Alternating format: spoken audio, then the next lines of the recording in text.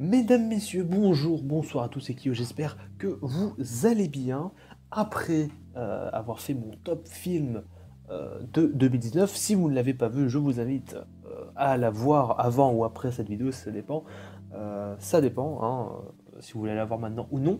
Après du coup avoir fait mon top film de 2019, je vais réaliser mon top jeu de 2019, donc bien évidemment les jeux que j'ai préférés jouer cette année.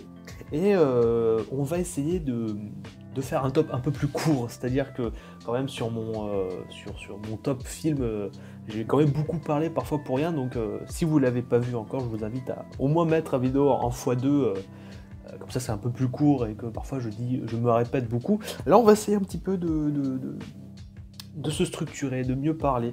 Ça va être compliqué parce que parfois je dis beaucoup de ça c'est chez moi, c'est comme ça. Mais voilà, j'ai quand même essayé de mettre deux trois petits trucs, plus de notes, même à parfois lire, ça c'est pas très grave, mais on va quand même, attendez, je vérifie juste un truc, voilà, c'est bon. On attaque le top 10. Alors, une année jeux vidéo que je trouve pas si intéressante que ça. Enfin, on a eu de bons jeux, de très bons jeux même, mais tu sens vraiment qu'on est dans une année vraiment cross-gen, vraiment où on arrive à la fin de la génération PS4, Xbox One, je sais plus, la 6e, 7e génération, je sais plus. Tu sens vraiment qu'on est à la fin. On est vraiment à la fin de la génération et que du coup les jeux... l'année dernière c'était 2018, hein, les années assez folles en jeux vidéo. Là 2019 c'était un peu plus calme. Un peu plus calme avec de très bons jeux bien évidemment, mais un peu plus calme. Un peu plus calme. Je crois vraiment le gros jeu qui a été le plus médiatisé ces derniers temps c'était clairement Death Stranding, mais ça c'était un jeu qu'énormément de gens attendaient, qui n'est pas dans ce top parce que je ne l'ai pas fait. Il y a beaucoup de jeux que j'avais envie de faire et qui sont pas dans ce top, notamment Sekiro aussi, que j'avais très envie de faire, j'ai toujours envie de faire, mais qui n'est pas dans ce top. Mais c'est pas grave, il y a quand même d'autres jeux que j'ai beaucoup aimé cette année, et on va commencer le numéro 10 avec euh, un jeu qui existe, mais que j'ai quand même bien aimé faire. En 10e position, j'ai mis Rage 2 en français, Rage 2 comme j'aime l'appeler. Rage 2 qui est un jeu qui est clairement pas parfait. Moi qui aime beaucoup les FPS, je trouve que le seul intérêt du jeu de Rage 2, la seule intérêt du jeu, c'est au niveau de son gameplay et de sa nervosité. Vraiment, le jeu développé à la fois par ID Software, dont ID Software ont fait le gameplay qui est très réussi, hein, tout le côté gameplay très nerveux, hein, pas aussi nerveux que je trouve que le dernier Doom, mais qui est quand même plutôt bien nerveux et qui fait plutôt bien le café pour un fan de FPS comme moi. Et le côté... merde, j'ai plus Studio en tête, mais c'est les développeurs de Just Cause. Avalanche Studio, voilà, Avalanche Studio ou Avalanche Software, je sais plus, mais bon, Avalanche. Le côté monde ouvert qui est vraiment nul à chier, ça, il faut aussi, c'est le gros défaut du jeu. Le côté monde ouvert qui est un énième, j'ai envie de dire, jeu Ubisoft, où on remplit juste la carte pour dire, hey, regarde, t'as vu, il y a des trucs de ouf à faire, il y a plein de trucs incroyables à faire, mais ça se répète, et du coup, ça devient un peu casse-pied. Mais en tout cas, bon, après, voilà, 20 heures de jeu, bon, tu peux boucler le jeu en 10 heures, hein, clairement, moi, juste, parce que j'aimais bien un peu explorer, parce que moi, j'aime bien ça, le post-apo, voilà, le jeu, je l'ai plutôt bien aimé. J'ai pris ça comme le petit apéro avant Doom Eternal. Parce que bah, voilà, Doom Eternal devait sortir en fin 2019, mais il a été retardé parce que bah, il fallait plus de temps pour le faire, et ça j'accepte pour le meilleur jeu de 2020, il fallait eh bien retarder la date. Là 2020 ça va être une année, mais mon dieu, on va prendre cher cette année, on va prendre cher. En 2020 on va prendre cher. Donc voilà, Rage 2, jeu sympathique, qui est pas extra, qui a beaucoup de défauts, mais que j'ai bien aimé. Alors en numéro 9 là, c'est le jeu que j'ai pas fini, que j'avais pas aimé à sa sortie, et que j'ai décidé de refaire ces vacances de Noël là, ces vacances de Noël, et que j'ai clairement beaucoup aimé faire. J'ai pas encore fini, mais que j'ai trouvé que je trouve l'aventure vraiment superbe. Il s'agit de Outer Wild. Outer Wild, petit jeu studio d'un premier jeu de, je crois que c'est Mobius Game, qui est une exclusivité Epic Game Store, qui est aussi sorti sur Xbox One et récemment sur PS4. Qui a pas fait vraiment qui a pas qui a pas été un très gros succès commercial, je parle, parce que par contre un très gros succès critique parce que beaucoup l'ont mis dans leur top de l'année, hein. Je vois beaucoup de gens avoir mis Outer Wild dans leur top de l'année. Personnellement, la première fois, j'étais un peu perdu, j'avais l'impression que vraiment le jeu me parlait pas, ou même si j'aime explorer dans le jeu vidéo, bah, un jeu d'exploration dans l'espace, c'est un truc, mais putain, mais j'ai envie de jouer à ça. Et Outer Wild, bah, je sais pas, ça n'a pas été le premier vraiment euh, vrai contact, ça n'a pas vraiment été le coup de cœur, vraiment le jeu où je suis rentré dedans, où vraiment envie de continuer. J'ai laissé tomber. Et puis ah voilà, on m'a encore parlé d'Automata, mais c'est génial, c'est génial, c'est génial, machin, machin. Et j'avais envie de comprendre pourquoi les gens aimaient bien ce jeu. Du coup, j'ai refait le jeu là, vraiment pour terminer mes vacances de Noël. Et vraiment, je me suis pris dans le jeu. J'ai pas encore fini le jeu, donc c'est pour ça qu'il est un peu bas. Mais en tout cas, vraiment, ce que j'aime beaucoup dans Outer Wilds, c'est vraiment le sens du voyage. Et voilà, le voyage spatial, où vraiment tu vas... pour ceux qui connaissent pas un peu le jeu, en fait, c'est un jeu où nous sommes un jeune astronaute qui va explorer voilà, un tout nouveau système solaire, leur système solaire. Et à partir de leur voyage, il va découvrir une ancienne civilisation. Et du coup, bah, on va essayer de découvrir un peu cette civilisation, voilà, qu'est-ce qui s'est passé, machin, machin. Enfin, il y a toute une trame scénaristique qui est vraiment assez cool dans Outer Wild, et le jeu vraiment ne te guide pas, en fait. C'est-à-dire que tu as, et le principe du jeu, j'essaie de me rattraper, le principe du jeu, c'est que tous les 22 minutes, bah, il y a le système solaire explose. Voilà, le système solaire se fait rayer j'allais dire de la carte, mais il se fait rayer de l'univers. Et au bout de la 22e minute, du coup, le jeu reprend, tu gardes toutes tes sauvegardes, tu gardes tout ce que tu as trouvé, tout ce que tu as trouvé, hein, toutes les recherches, les endroits que tu as trouvé, tout ça tu as gardé sur ton tableau de bord. Et du coup, tu vas chercher, tu vas chercher vraiment, mais qu'est-ce que c'est cette civilisation? Mais quel est le fin mot de cette histoire? Parce qu'il y a toute une petite histoire que je vais pas spoiler, mais toute une petite histoire derrière. Et aussi, le truc que j'ai beaucoup aimé aussi, c'était la satisfaction. La satisfaction de découvrir, c'est pas la satisfaction comme un Battle Royale par exemple, où vraiment on gagne des objets, etc., où on se dit ouais, j'ai gagné tes skins, j'ai gagné tes skins, etc. Là, c'est vraiment la satisfaction d'explorer, vraiment de trouver quelque chose, de dire putain, j'ai trouvé une ancienne mine, j'ai trouvé une ancienne, je dis des bêtises, mais j'ai trouvé un ancien temple, etc., où je devais passer par un portail, je devais passer par un trou noir, et là je trouve un ancien truc spatial, etc. Enfin, c'est très satisfaisant quand on joue à Outer Wild et quand on découvre de plus en plus de choses. C'est superbe. En plus, le jeu ne te bloque jamais, en fait. C'est juste parce que le jeu ne te guide pas vraiment. C'est-à-dire que si tu te trouves bloqué à un moment dans tes recherches, en disant bah, où est-ce qu'il faut que j'aille, tu as d'autres planètes à explorer, parce qu'on a quand même 4-5 planètes, je sais plus le nombre exact de planètes à explorer, et si tu découvres les planètes, si tu explores les planètes, bah, tu vas trouver des solutions à tes recherches. Donc c'est vraiment assez incroyable, je trouve, Outer Wild, que j'ai pas fini.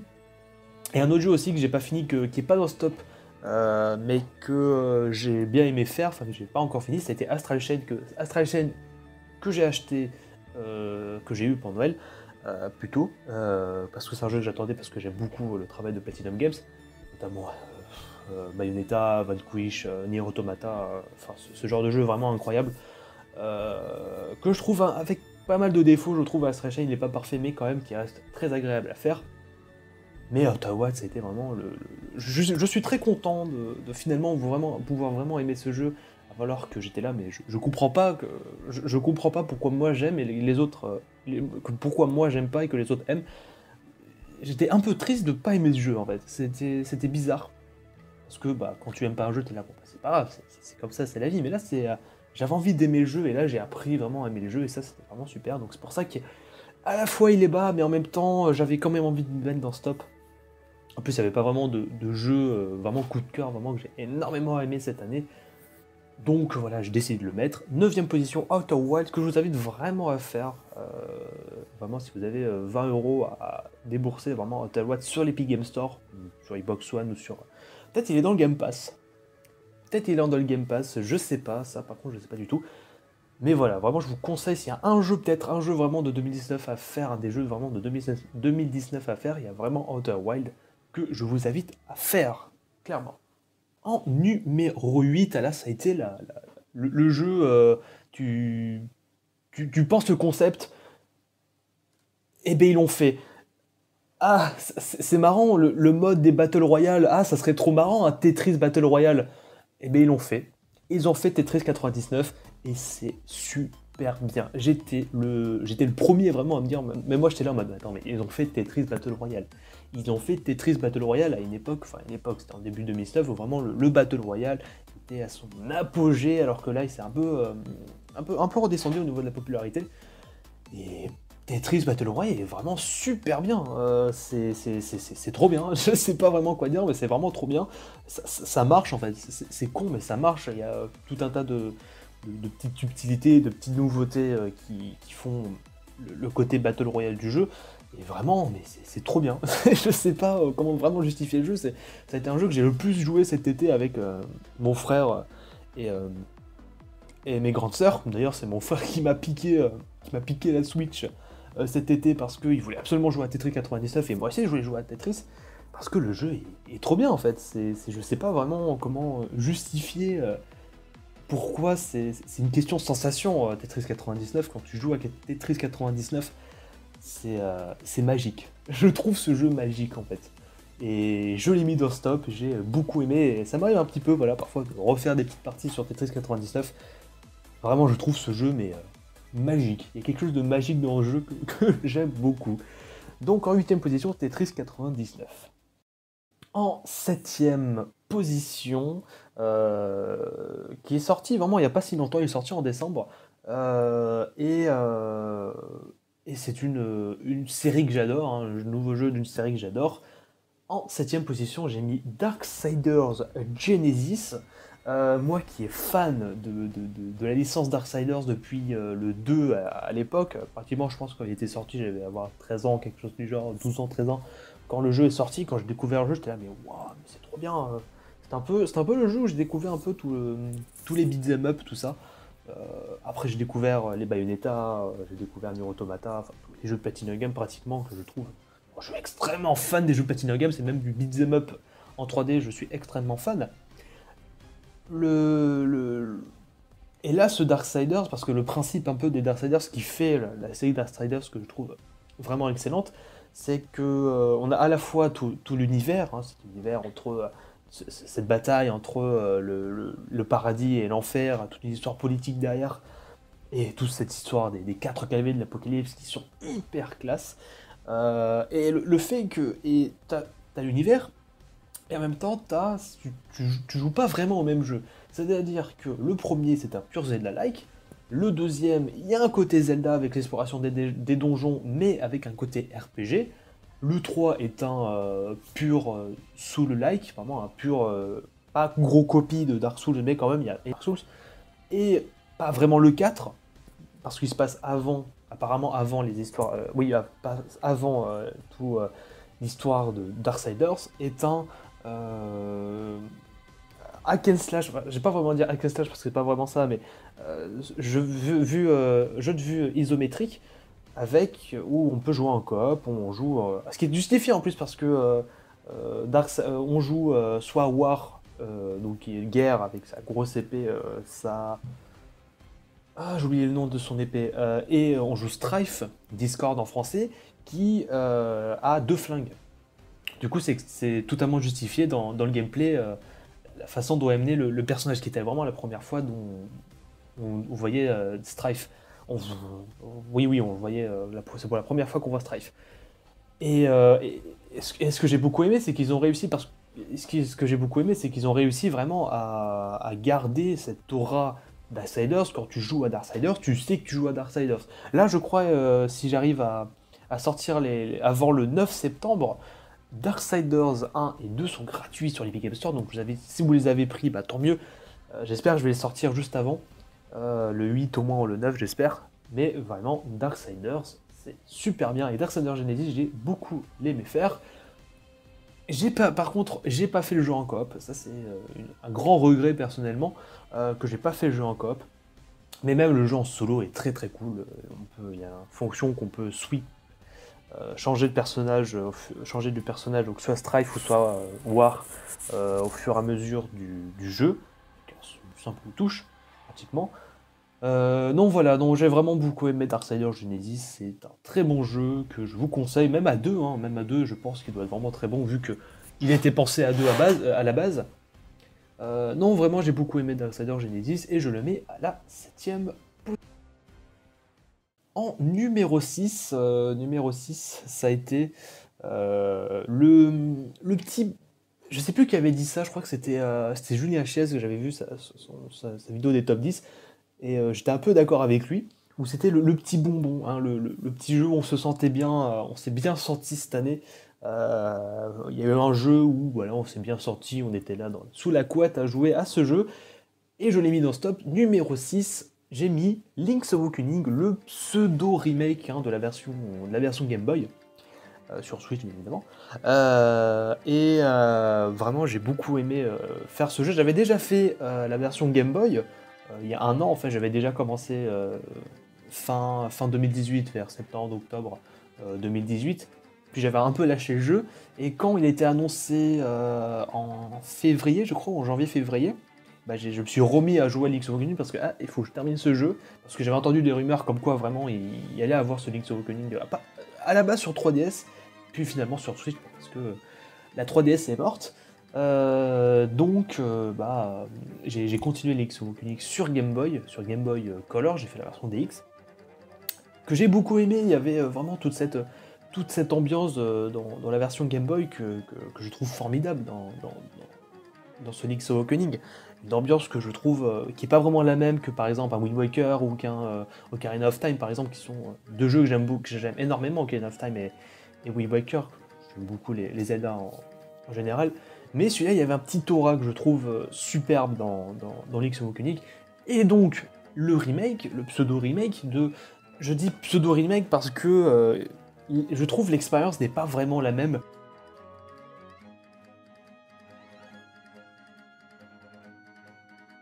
que la version Game Boy, même s'ils ont simplifié le gameplay, même si l'ambiance n'est pas vraiment la même. Je trouve que c'est pas vraiment un remake, même si on peut qualifier de remake sur certains points, je suis d'accord, mais pas vraiment le pur remake, comme par exemple la Resident Evil 2 remake, qui n'est pas dans ce top parce que c'est pas un jeu que j'ai beaucoup aimé personnellement, Resident Evil 2 remake, parce que je suis pas un grand fan des Resident Evil. Mais ce n'est pas le sujet, nous parlons d'une des meilleures sagas du monde, évidemment Zelda avec ce Link's Awakening. Il y a beaucoup de choses que j'ai beaucoup aimé dans ce Link's Awakening, notamment l'aspect visuel, hein, dès les premières images, j'étais déjà conquis par ce côté très maquette que j'aime beaucoup. Ce côté maquette que j'aime beaucoup, vraiment, ça a été vraiment le gros coup de cœur pour moi avec le réenregistrement des musiques, et ça a été qui donne vraiment ce côté très maquette, très enfantin, et qui est superbe, parce que je trouve que j'ai pas eu la même sensation de jeu que sur la version Game Boy, que sur la version Switch au niveau de son ambiance. Parce que moi, quand j'ai joué à la version Game Boy, il y avait, je voyais le monde plus vaste en fait. Je voyais le monde plus vaste avec vraiment une grande île, ce qui n'est pas vraiment le cas dans sa version Switch. Je trouve voilà, qu'il y a une autre ambiance qui n'est pas vraiment la même sur la version Switch, hein, ce côté maquette comme je disais, ce côté plus enfantin. Voilà, je trouve, voilà, c'est deux ambiances qui n'est pas vraiment la même, que j'ai quand même beaucoup aimé, ces deux ambiances à la fois un peu plus différentes. Peut-être c'est pour ça qu'on peut peut-être qualifier de remake, parce que l'expérience n'est pas vraiment la même. Mais je trouve que c'est pas assez fort pour dire un véritable remake. Mais en tout cas, j'ai énormément apprécié ce Link's Awakening, vraiment. Voilà. C'est tout, j'ai pas de conclusion sur The Link's Awakening. Si, j'ai peut-être une conclusion que j'aime beaucoup l'OST de base de Link's Awakening, et surtout cette version Switch, et surtout la balade du poisson rêve, je crois que ça s'appelle comme ça.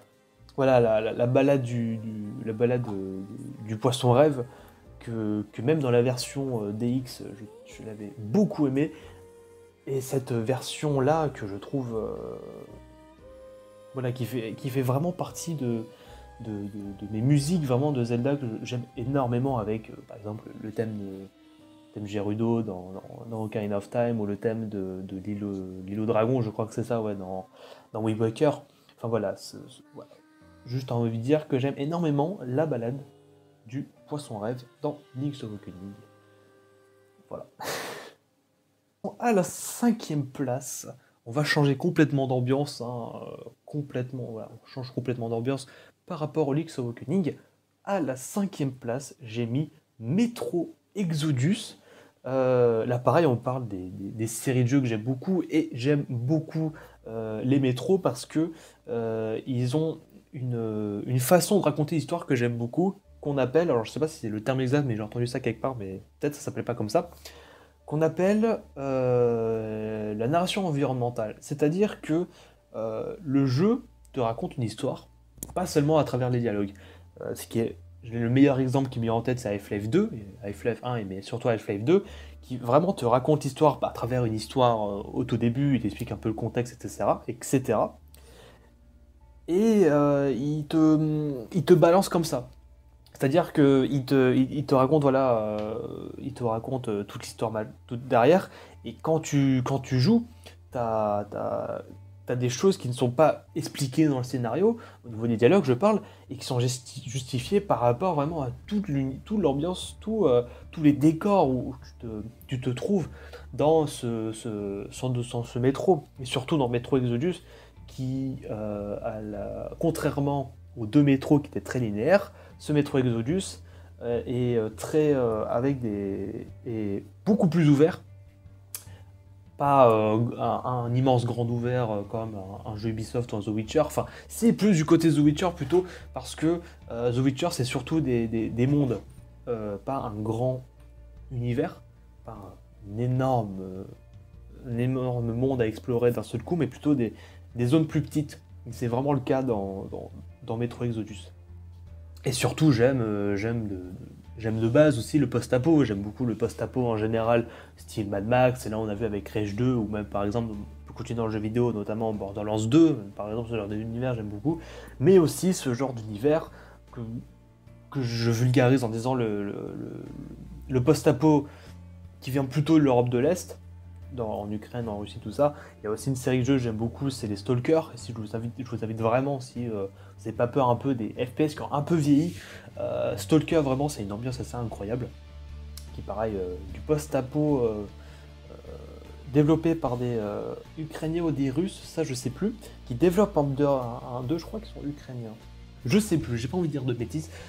Mais en tout cas, Metro Exodus que j'ai beaucoup, voilà, c'est évidemment le top 10 c'est des jeux que j'ai beaucoup aimé faire, bah, là aussi, Metro Exodus c'est un jeu que j'ai beaucoup aimé faire, vraiment qui, je trouve, est dans la grande lignée, à la fois avec ses qualités et en même temps avec ses défauts, parce que bah, Metro Exodus a de vilains défauts, notamment surtout son intelligence artificielle, hein, qui est vraiment pas fameux. C'était le cas dans Metro le premier et dans le deuxième, c'était vraiment le cas, et là dans le troisième, ils n'ont pas pas corrigé ce défaut, je trouve ça un peu bête. Un peu bête. Mais bon, ça reste quand même un très bon jeu. Qui est magnifique d'ailleurs, qui est super beau sur mon PC à la portable. Je le fais pas tourner tout à fond, mais vraiment, j'ai très envie de voir vraiment là en vrai quelqu'un qui le fait tourner sur une RTX, tellement que le jeu est magnifique, vraiment. Grosse claque technique, Metro Exodus. Metro Exodus à la 5e place. Metro Exodus à la 5e place. Alors là, le top 4, le top 3, le top 2, le top 1, ça a été très compliqué parce que c'est tous les deux des 4 jeux vraiment que j'ai vraiment adoré faire. Et c'était compliqué de choisir de faire sa sélection parce que à partir du 19 jusqu'au 5, j'arrivais un peu à me situer en me disant voilà, quel jeu j'ai plus aimé que d'autres. Là, à partir du cas, ça a été très compliqué. C'était très compliqué, mais j'ai choisi quel mettre en position. Et à la 4e position, j'ai mis Luigi's Mansion 3. Il y a beaucoup de jeux Switch, hein, je trouve, il y a quand même deux jeux Switch. C'est quand même pas mal. Là, on a un troisième jeu Switch. Donc ouais, Luigi's Mansion 3, j'avais déjà beaucoup aimé faire évidemment, encore une série que j'aime beaucoup. Les Luigi's Mansion, j'avais fait le 1 sur GameCube à la base, que mon frère avait quand on était plus jeune. J'avais beaucoup aimé faire le premier et le deuxième que j'avais pas fini à l'époque, que j'ai décidé de finir avant de jouer à Luigi's Mansion 3 justement, qui est aussi vraiment super cool. Et là, le 3 en fait, le 3 ils ont mélangé les deux, ils ont rajouté de nouveaux trucs, et ils ont corrigé tout un tas de défauts que je trouvais un peu chiants dans les deux, et ils ont fait une tuerie. Je sais pas quoi dire de plus à part que Luigi's Mansion 3 est une putain de tuerie. Au niveau un truc que j'ai beaucoup aimé, c'est au niveau de son humour, où, dans Luigi's Mansion 1, le fait que le jeu avec toute cette ambiance et tout cet attachement, où vraiment tu étais attaché au personnage de Luigi, c'était que Luigi était animé. Et en 2001, le premier jeu est sorti en 2001, bah, c'était pas très commun d'avoir vraiment ce genre de personnage animé comme ça, vivant. Je cherchais le mot, de ce genre de personnage vivant. Bah, en 2001, t'avais pas vraiment ça, mais je parle des personnages quand tu déplaces le personnage, tu vois, pas dans les cinématiques. Quand tu déplaces les cinématiques, toi, tu as tout un tas d'animations au niveau de Luigi qui le rend très attachant. Et c'est pareil, j'arrive plus à parler. C'est le cas dans Luigi's Mansion 2 et c'est dans le cas de Luigi's Mansion 3 où les deux étaient très drôles, mais là, le 3 est le jeu qui m'a le plus fait rire, sans compter les parties de Tetris 99 ou d'autres jeux qui m'ont fait rire, en multi notamment. Mais Luigi's Mansion 3 en termes de jeu solo est un jeu qui m'a fait rire, qui est très drôle. Toute son ambiance est extrêmement drôle, extrêmement très amusant. Aussi les graphismes, le jeu est beau, ça c'est cool d'avoir des jeux super beaux sur Switch, très bien animés, c'est super beau. Et le gameplay, son game design et tout son level design que je trouve fantastique, avec ce Luigi que je trouve avec des nouvelles façons d'aborder les phases d'énigmes que tu peux faire à deux, mais un truc qui m'a vraiment plu dans ce Luigi's Mansion, c'est les boss. Je trouve que il y a peut-être un boss ou deux que j'ai pas trouvé hyper intéressant, peut-être un peu trop facile, mais les restes des boss sont tous, mais je me dis bien, tous super bien. Je trouve qu'il n'y a pas un boss raté dans ce jeu. Je trouve qu'il y en a que j'ai préféré, d'autres non, parce que, bon, soit c'était un peu trop facile, c'était un petit peu dommage, mais je trouve que le reste, la façon de battre les boss, c'est que ça, sinon, le boss de fin, enfin les deux boss de fin, je trouve ça mais tellement génial au niveau du level design. C'est pas juste capturer plusieurs façons de capturer les fantômes que je trouve vraiment fantastique dans celui-là. Et ça m'a beaucoup plu, surtout au niveau des boss. Quand je faisais un niveau de Luigi's Mansion, parce que c'est parce que dans celui-là, c'est un hôtel et chaque niveau a d'ailleurs un thème très différent. D'ailleurs, on va passer dans une forêt, d'un coup, on va passer dans une ambiance désert. Enfin, c'est trop cool. Je trouve ça trop cool. J'avais trop hâte de découvrir les boss, et pratiquement tous les boss sont réussis. Et ça, c'est cool d'avoir un jeu de cette envergure extrêmement réussi. Et je trouve que beaucoup de gens disent que c'est une des meilleures exclusivités Switch, et bien je suis tout à fait d'accord. Luigi's Mansion 3 est une énorme tuerie. Je vous conseille quand même de faire Luigi's Mansion 1 et 2 avant, mais si vous pouvez pas le faire, d'ailleurs, ils sont sortis sur 3DS, hein, le 1 et le 2. Enfin, le 3 était une exclusivité 3DS, et le 1, ils l'ont ressorti sur 3DS. Mais je vous invite vraiment à faire Luigi's Mansion 3, que je trouve est une tuerie. C'est fantastique. Merci Nintendo de faire ce genre de jeu, autre qu'un Zelda ou qu'un Fire Emblem au chef-d'œuvre. Là, vraiment, Luigi's Mansion 3, c'est super bien. Allez, on rentre dans le top 3 avec le top 3, c'est un jeu que je trouve vraiment excellent, mais qui a un côté, que je l'ai mis dans le top 3 parce qu'il y a un truc de chez Nintendo qui m'a beaucoup plu dans celui-là. En troisième position, j'ai mis Cadence of Hyrule, un deuxième Zelda, les deux Zelda qui sont sortis cette année, bah ils sont non-stop, je m'en fous, c'est mon top, je fais ce que je veux, et tout le monde a oublié ce jeu, et je trouve ça triste, parce que le jeu est excellent, d'un tout petit studio de Brave Yourself Studio, qui ont fait notamment Krypton Necrodancer, qui a des défauts, notamment sa difficulté un peu trop exagérée à certains moments, mais qui est quand même excellent. Et le truc dingue, je trouve, avec God of War, c'est pas son gameplay qui est fantastique, sa musique est fantastique, ses remixes de Zelda, je les adore. Le gameplay est fantastique, ça j'ai déjà dit.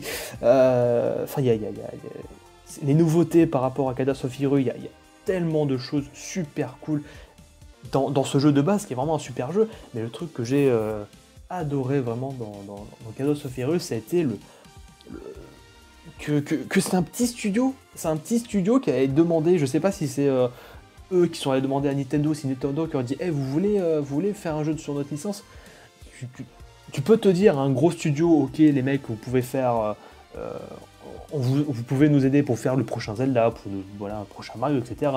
Mais quand tu donnes une de tes plus grosses licences à un tout petit studio, mais je trouve ça mais formidable. Et du coup, j'ai lu pas mal de studios qui avaient envie de faire leur Zelda en disant mais Nintendo, prêtez-nous la licence pour faire un Zelda, un vrai Zelda, par des petits studios indés. Et je trouve ça formidable d'avoir Nintendo qui prête.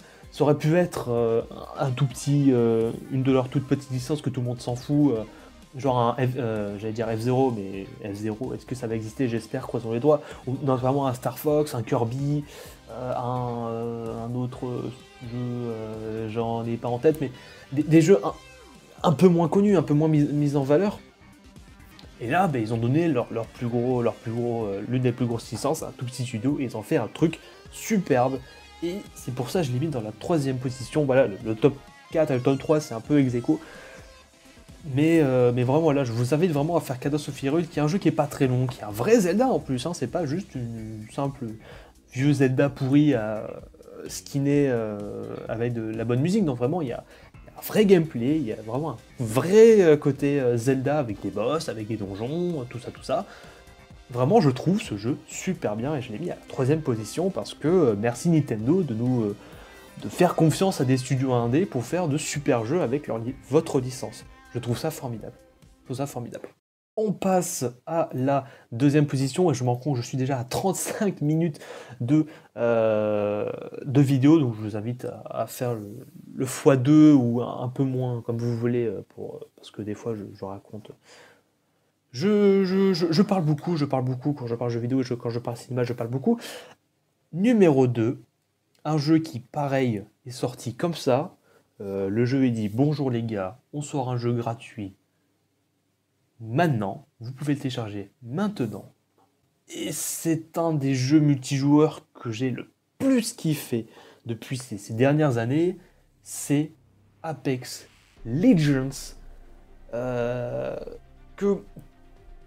Avant qu'Apex Legends sorte, en fait, je commençais à me lasser un peu des Battle Royale, parce que je jouais beaucoup à Fortnite avec des amis, mais pas par force, parce que voilà, je jouais avec des amis, ça c'était cool, mais au début tu te lasses un peu à Fortnite, tu te lasses un peu, tu te dis j'ai envie de jouer à autre chose en termes de jeu multi. Et là, parce que j'avais plus envie de jouer à CSGO, parce que j'ai passé énormément de temps sur CSGO, il n'y avait plus vraiment de jeux multi qui m'intéressaient.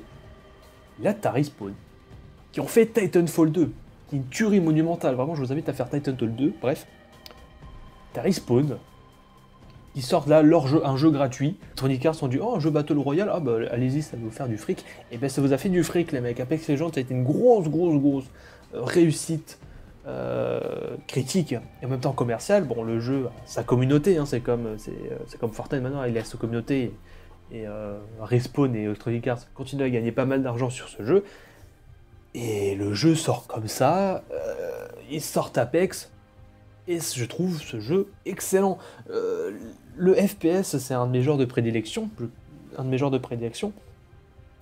et du coup, j'avais pas vraiment besoin de beaucoup d'entraînement parce que j'étais un petit peu habitué. J'ai pas envie de dire que je suis le meilleur joueur FPS du monde, je m'appelle pas Gotaga, mais au moins je sais, j'ai déjà la prise en main directe sur un FPS. Bah là, la prise en main dans Apex Legends, elle est impeccable, hein. J'ai pas eu de gros problèmes au niveau de la maniabilité et du gameplay, surtout la maniabilité de Apex Legends. Non, mais j'ai pas passé des heures et des heures et des heures sur Apex Legends, j'ai passé une cinquantaine d'heures de jeu, parce que j'ai un peu perdu cette envie vraiment de progresser vraiment dans les jeux multi, de passer gold, de passer master, de passer platine. Il y avait un autre jeu multi que j'aimais bien, c'était Overwatch. Mais pareil, Overwatch, j'y joue pas, j'ai pas énormément geeké, j'aime pas ce mot et je le dis quand même, mais j'ai pas énormément joué à Overwatch, même si c'est un jeu que j'aime beaucoup. Et là, Apex Legends, c'est pareil, c'est un jeu que je m'amuse.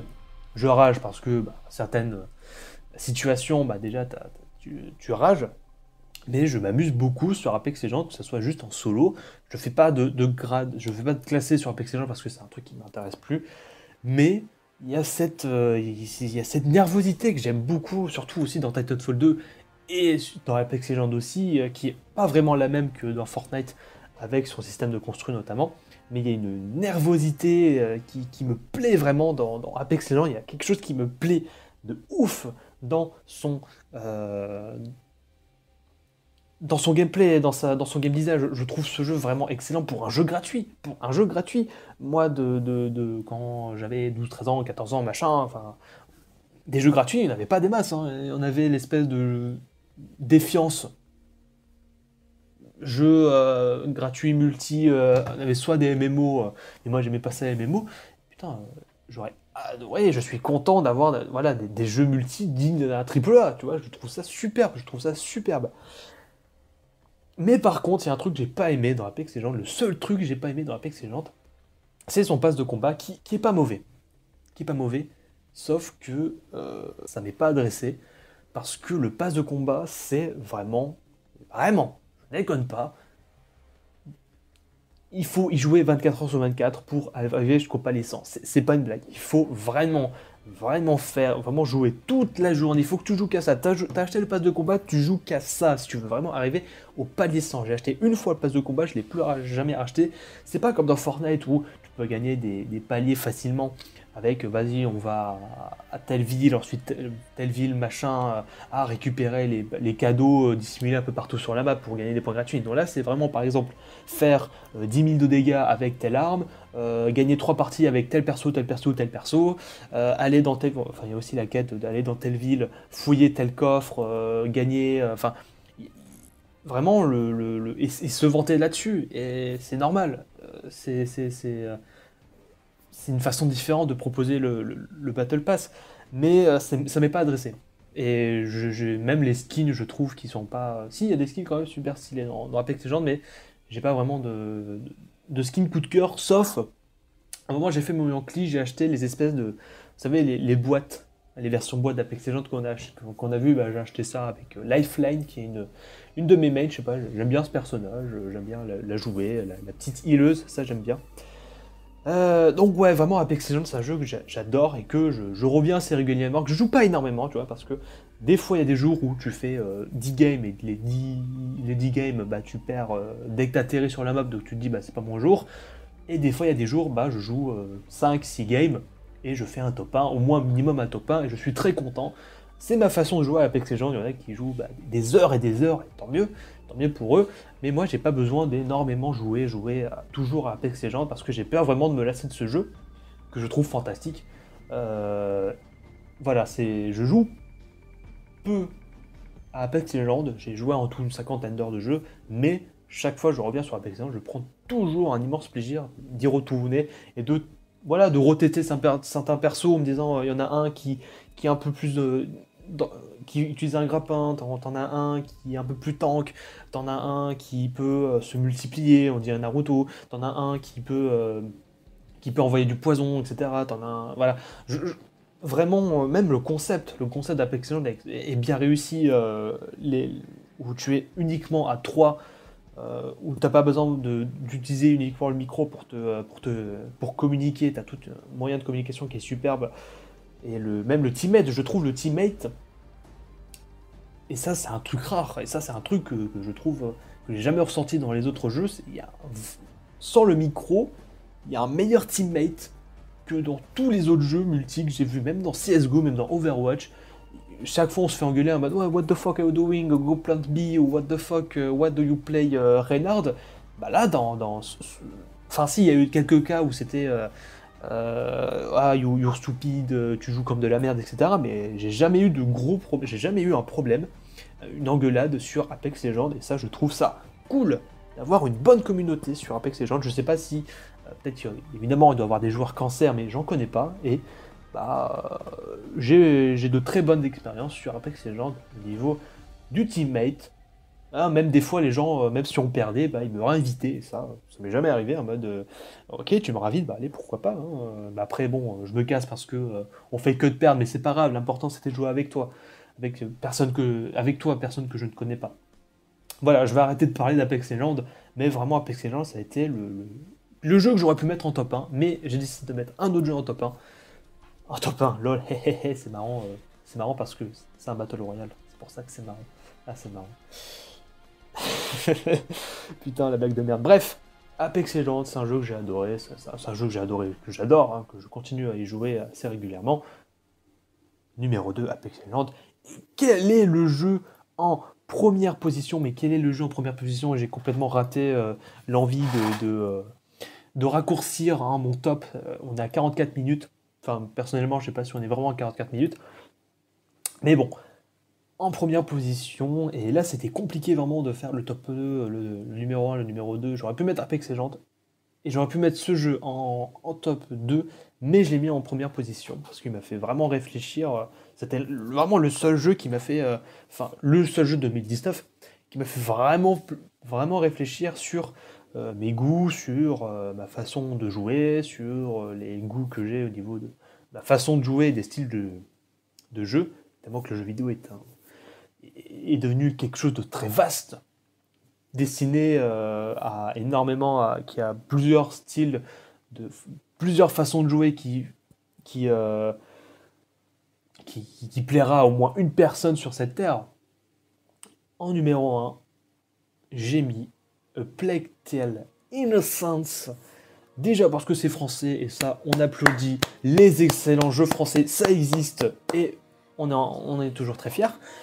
Mais non, vraiment, A Plague Tale Innocence, à part que le jeu est excellent, j'ai énormément été touché par ces frangins Hugo et Amicia, que je trouve très attachant. L'histoire est extrêmement bien écrite. La mise en scène aussi, je la trouve excellente. Et aussi, il y a cette implication. Application, qu'est-ce que je dis de la merde, mais il y a, au contraire d'un Uncharted et pas de Naughty Dog, j'ai pas envie de dire des jeux de Naughty Dog parce que j'ai pas fait The Last of Us, je trouve que dans les Uncharted, il n'y a pas cette implication du joueur. Et c'est ça que je trouve qu'un jeu vidéo, la grande partie des jeux vidéo va faire, c'est pas juste te dire voilà, j'ai envie que l'histoire soit comme ça, mais non, mais vraiment qu'il y ait une certaine implication au niveau du joueur que je trouve qu'il n'y a pas dans Uncharted, même à part que je trouve l'histoire plate, etc. Mais faudrait que je le refasse. Mais là, dans Plague Tale, je trouve qu'il y a une vraie, qu'il y a une pas parfaite. Le jeu a des défauts, mais je trouve que Plague Tale a une implication vraiment au niveau, pas au niveau de son scénario, mais au niveau de son gameplay aussi, que je trouve bien réussi avec son système de lance-pierre, que je trouve très bien élaboré, et même ces nuées de rats, et cette nuée de rats qui est juste folle avec ce moteur graphique, je crois que c'est un moteur maison, qui est pas du Unreal Engine. Le jeu est beau, et toute cette nuée de rats, ça devient presque, je trouve, poétique, hein, toute cette nuée de rats dans un monde envahi par la peste, et la peste, je sais pas, une ambiance que j'aime bien depuis Dishonored, et clairement, cette nuée de rats qui devient très, très poétique à un moment donné, c'est pratiquement de l'art, toutes ces nuées de rats, et à part tout ce côté-là, tout ce que je viens d'expliquer, ce qui m'a vraiment touché dans ce jeu, ça a été une remise en question de mon côté sur comment les jeux vidéo sont faits en fait.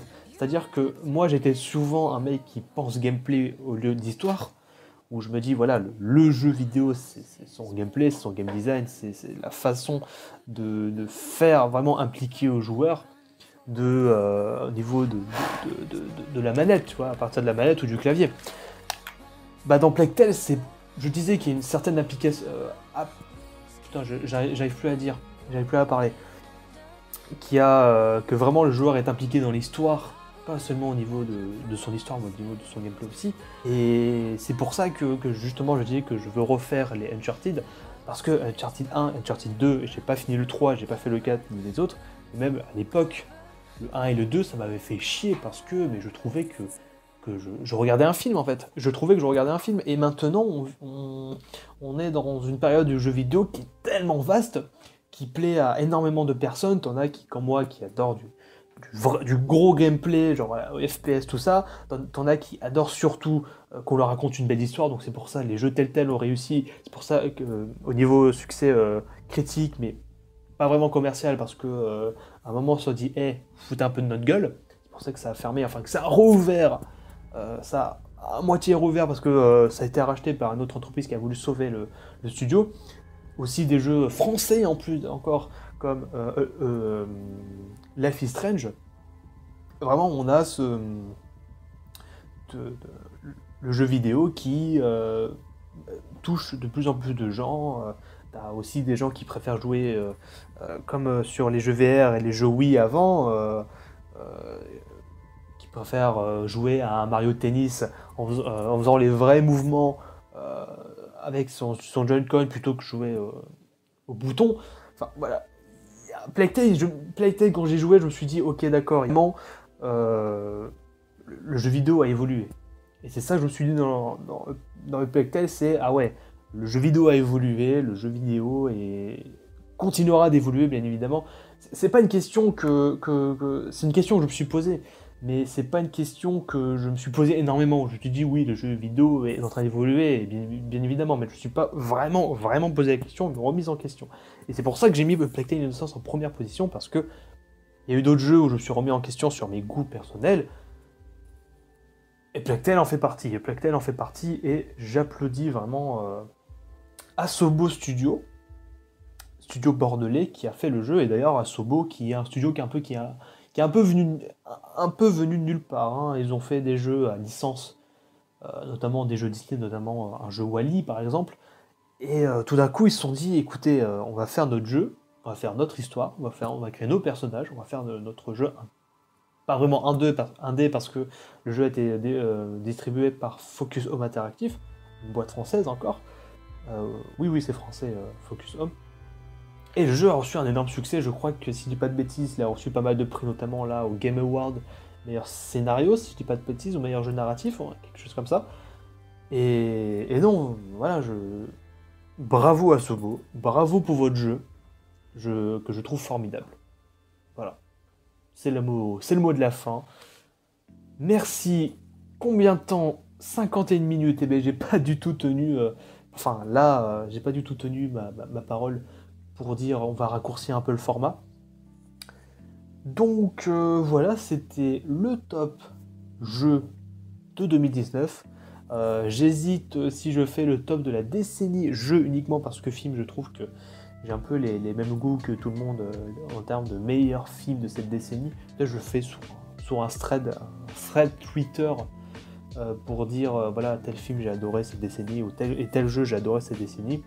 Et en fait, le problème, c'était que cette année 2010, c'était surtout la décennie de la construction au niveau de mes goûts dans le jeu vidéo et dans le cinéma. Donc c'est pour ça que c'est un peu compliqué de définir vraiment. Toi, le top de la prochaine décennie, je le ferai. Si en 2029, YouTube existe encore, c'est ce que nous verrons. Ce que nous verrons dans le futur. Voilà. Merci d'avoir regardé ces vidéos jusqu'au bout. Voilà, j'espère que je vous ai pas trop emmerdé quand j'ai parlé.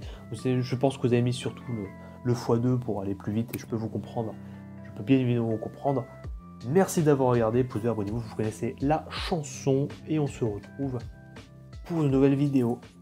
Ciao!